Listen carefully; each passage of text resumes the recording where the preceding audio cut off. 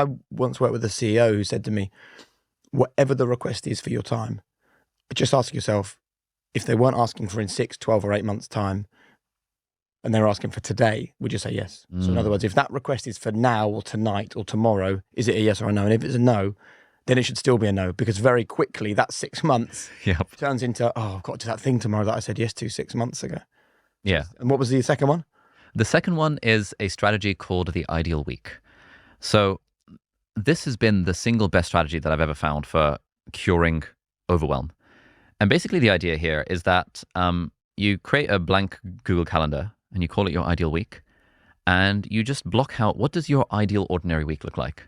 What time are you waking up? What time are you going to sleep? What time are you picking up the kids? What time are you going to work? When you're at work, roughly, what are the broad things you're doing? Like, are you on Zoom calls all day? Are you on deep work? When you get home, like how often do you want to have a date night? How often do you want to hang out with your friends? How often do you want to, I don't know, play five-a-side football? And you put all those into your ideal week calendar, and then you see what happens.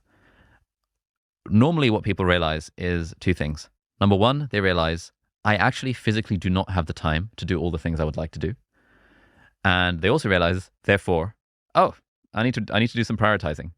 And the great thing about the terrible thing about a to-do list is that it's not constrained by anything. You can just keep adding stuff to a to-do list, but you can't keep on adding stuff to a calendar, because we all have the 168 hours that there are in a week, and we're going to sleep for, I don't know, however many of them. So there's like 112 hours left to play with. If you have a job, that's at least 40 to 60 hours gone. If you have kids, that's at least 30 hours gone. If you want to have date nights, that's another 3 hours. And before you realize it, you look at this ideal week calendar and you realize, oh crap, I only really have one evening a week where I can do something. Which means if you want to take art lessons and singing lessons and do that talk and do that project at work and take part in that committee and join the, parent-teacher advisory board for the school, you just physically don't have the time for it.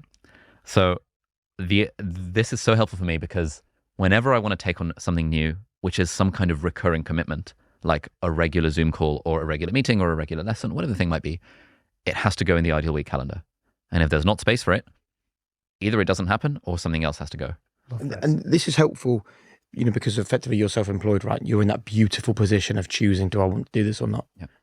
This still works for people that know that for 8, 10, 12 hours a day, they will be doing a job. Yeah, exactly. They should, so around those times, they should still be doing this, and within the job probably, if they can. Absolutely. So this was one of the things that I really realized when I had a full-time job, because working as a doctor, it's not like regular. It's like every week is a different kind of shift pattern.